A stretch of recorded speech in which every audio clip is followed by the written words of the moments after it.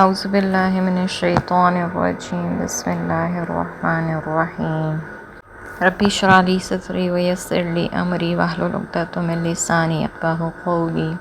اللہم ارنا الحق حقا وارزقنا اتباعہ وارنا الباطل باطلا وارزقنا اجتنابہ۔ سورہ البقرہ آیت نمبر 234۔ والذین یتوفون منکم ویذرون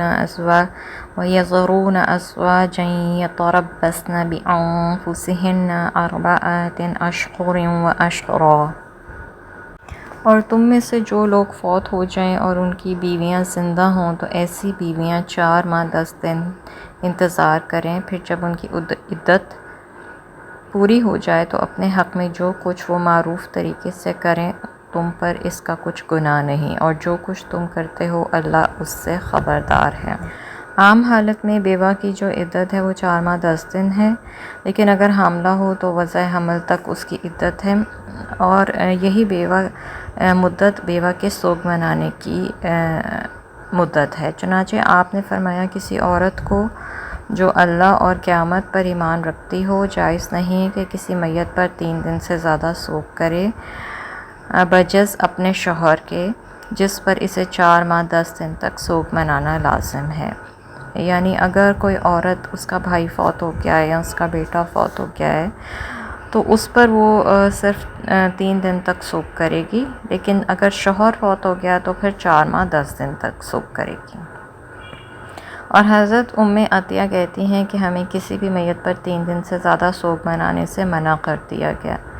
جس خاوند کے جس پر 4 ماہ 10 دن سوگ منانے کا حکم تھا، اور حکم یہ تھا کہ ان دنوں میں نہ ہم سرما لگائیں گے، نہ خوشبو، نہ رنگے ہوئے کپڑے پہنیں،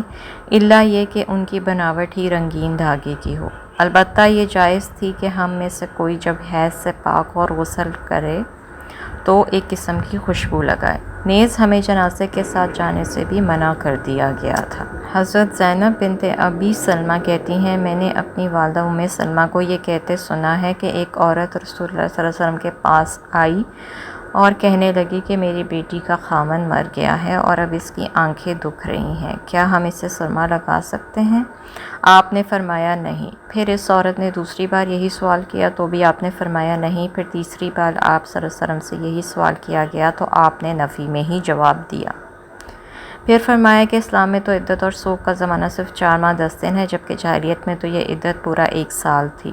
اور سال گزرنے کے بعد عورت، یہ ان کے ہاں عربیوں کے ہاں ایک روایت تھی۔ حمید راوی نے زینب سے پوچھا کہ یہ اونٹ کی مینگنیاں پھینکنے کا قصہ کیا ہے؟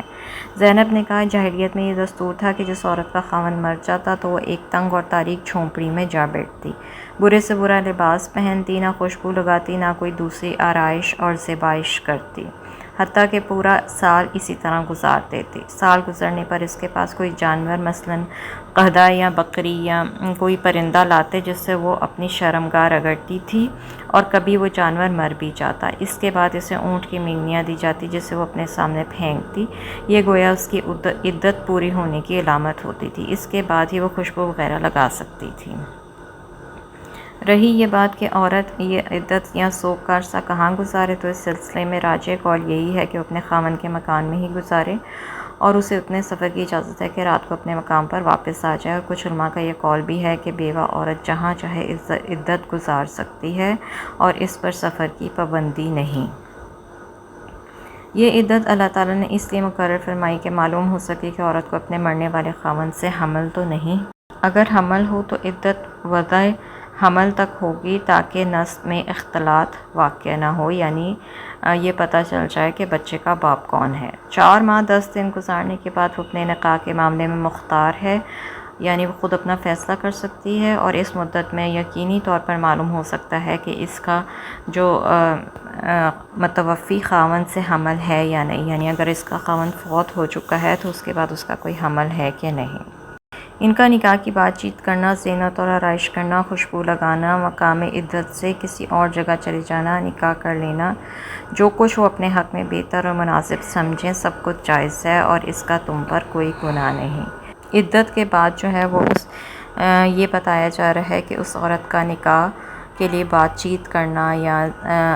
زیب و زینت کرنا یا خوشبو لگانا جو ہے وہ سب جائز ہے۔ وَلَا جُنَاحَ عَلَيْكُمْ فِيمَا عَرَضْتُمْ بِهِ مِنْ خِطْبَةِ النِّسَاءِ أَوْ أَقْنَنْتُمْ فِي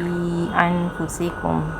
ایسی بیویوں کو اگر تم اشارتاً پیغام نکاح دے دو یا یہ بات اپنے دل میں چھپائے رکھو، دونوں صورتوں میں تم پر کوئی گناہ نہیں۔ اللہ جانتا ہے کہ تم انہیں دل میں یاد رکھتے ہو، لیکن ان سے کوئی خفیہ معاہدہ نہ کرنا۔ ہاں، جو بات کرنا ہو معروف طریقے سے کرو، مگر جب تک ان کی عدت گزر نہ جائے عقد نکاح کا عزم مت کرو، اور جان لو کہ جو کچھ تمہارے دل میں ہے اللہ اسے جانتا ہے، لہٰذا اس سے ڈرتے رہو، اور یہ بھی جان لو کہ اللہ جو ہے وہ گناہوں کو معاف کر دیتا ہے، کیونکہ وہ بردبار ہے۔ یعنی ایسی عدت والی بیواؤں کو اگر تم نکاح کا پیغام بھیجنا چاہتے ہو، مگر واضح الفاظ میں پیغام دینا جائز نہیں ہے، عدت کے دوران تو بالکل جائز نہیں ہے۔ مثلاً اسے یوں کہہ سکتے ہو کہ میرا بھی نکاح کرنے کا ارادہ ہے، یا اسے یوں کہہ دے کہ ابھی تم جوان ہو، اور اس طرح اشارتاً پیغام سنا دینے میں ایک مصلحت یہ بھی ہے کہ کوئی دوسرا اس سے پہلے پیغام نہ دیتے۔ البتہ جو عورت طلاق رجعی کی عدت میں ہو، اسے اشارتاً بھی کوئی ایسی بات کہنا حرام ہے۔ طلاق رجعی وہ والی طلاق ہے جس میں عورت پہلے شوہر سے رجوع کر سکتی ہے، اس لیے اس میں آپ نکاح کا پیغام اس عورت کو نہیں بھیج سکتے۔ یہ تو یقینی بات ہے کہ اگر تمہارا اس سے نکاح کا ارادہ ہے تو تم یقیناً اسے دل میں یاد رکھتے ہوگے، لیکن اس خیال سے مغلوب ہو کر کہ نہ تو دوران عدت اس سے کوئی وعدہ کرنا یا وعدہ لینا، اور نہ ہی نکاح کا ارادہ کرنا۔ البتہ اگر تمہارے دلوں میں جو ایسے خیالات آتے ہیں ان پر تم سے کچھ مواخذہ نہیں، یعنی اللہ تعالیٰ اس کی پکڑ نہیں کرے گا، کیونکہ اللہ تعالیٰ بخش دینے والا اور بردبار ہے۔ لا جناح علیکم ان طلقتم النساء ما لم تمسوهن او تفرضوا لهن فریضہ، اگر تم ایسی عورتوں کو طلاق دے دو جنہیں نہ تم نے ہاتھ لگایا ہو اور نہ ہی حق مہر مقرر کیا ہو، تو تم پر کچھ گناہ نہیں، البتہ انہیں کچھ نہ کچھ دے کر رخصت کرو۔ وسعت والا اپنی حیثیت کے مطابق اور تنگ دست اپنی حیثیت کے مطابق انہیں بھلے طریقے سے رخصت کرے، یہ نیک آدمیوں پر حق ہے۔ یعنی نکاح کے وقت نہ تو حق مہر مقرر ہوا اور نہ ہی صحبت کی نوبت آئی، تو ایسی صورت میں حق مہر تو ہے ہی نہیں، البتہ کچھ نہ کچھ دینے کی تاکید اس لیے فرمائی کہ رشتہ جوڑنے کے بعد صحبت سے پہلے ہی طلاق دینے سے عورت کو جو نقصان پہنچتا ہے، یعنی اس کے اوپر نکاح کا تو وہ لگ گیا نا، اس کی کسی حد تک تلافی ہو سکے، اس لیے تمام نیک لوگوں کو اس کی تاکید کی گئی ہے، اور اس سلسلے میں جہاں تک ممکن ہو فراخ دلی سے کام لینا چاہیے۔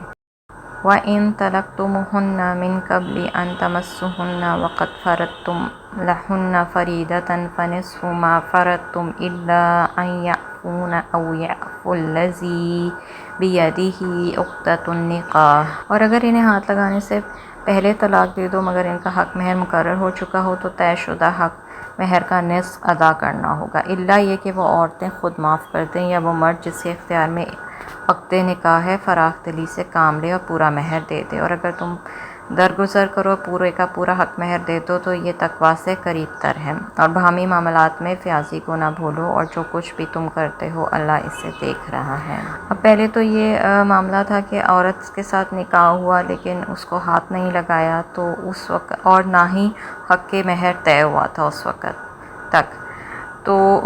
کوئی حق مہر نہیں تھا، تو عورت کو طلاق دے دی، اس وقت اس کو کوئی نہ کوئی گفٹ دے کے تو اس کو رخصت کر دینا ہے۔ اب یہ ہے کہ نکاح بھی ہوا ہے اور حق کے مہر جو ہے وہ بھی مقرر ہو چکا ہے، اور ابھی تک صحبت نہیں ہوئی ہے اور طلاق دینی ہے، تو اس صورت میں جو ہے وہ آدھا حق مہر جو ہے وہ اس کو دینا ہوگا۔ عورت یا اس کے ولی کی طرف سے یہی فیاضی کافی ہے کہ وہ خاوند کو آدھا حق مہر بھی معاف کر دیں جو اسے ادا کرنا حکم الہی میں لازم تھا، اور خاوند کی طرف سے یہ فیاضی ہے کہ آدھے کی بجائے پورا ہی حق مہر ادا کر دے،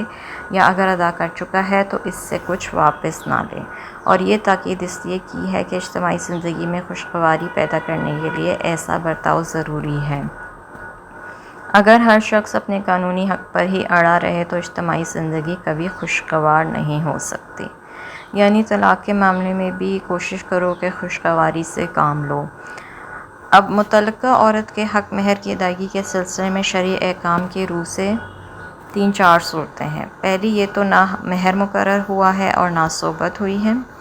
دوسرا یہ ہے کہ مہر مقرر ہو چکا ہے مگر صحبت نہ ہوئی ہے۔ ان دونوں صورتوں کا حکم ان دونوں آیات میں آ چکا ہے۔ پھر تیسرا یہ ہے کہ مہر بھی مقرر ہوا اور صحبت بھی ہو چکی ہے، اور یہ سب سے عام صورت ہے۔ اس صورت میں مہر پورا دینا ہوگا۔ اور چوتھا یہ کہ مہر مقرر نہ ہوا تھا مگر صحبت ہو چکی، اس صورت میں مہر مثل ادا کرنا ہوگا،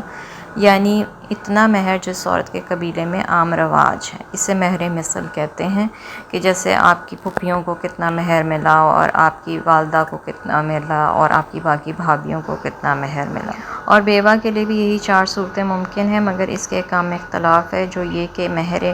کہ مہر مقرر ہوا یا نہ ہوا، اور مرنے والا خاوند نے صحبت کی یا نہ کی ہو، عورت کو بہرحال پورا مہر ملے گا۔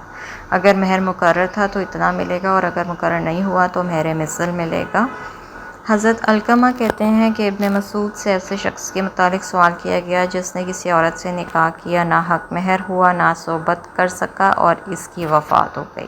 ابن مسعود نے اسے جواب دیا کہ اسے اس کے خاندان کی عورتوں کے مثل مہر دیا جائے گا، نہ کم نہ زیادہ، اور اس پر عدت بھی ہے، اور میراث سے اسے حصہ بھی ملے گا۔ یہ سن کر معقل بن سنان اشجعی نے کہا کہ رسول اللہ صلی اللہ علیہ وسلم نے بھی ہمارے خاندان کی ایک عورت برو بنت واشق کے بارے میں ایسا ہی فیصلہ کیا تھا۔ یہ سن کر ابن مسعود خوش ہو گئے۔ وآخر دعوانا ان الحمد للہ رب العالمین۔ اشہد ان لا الہ الا انت استغفرک واتوب الیک۔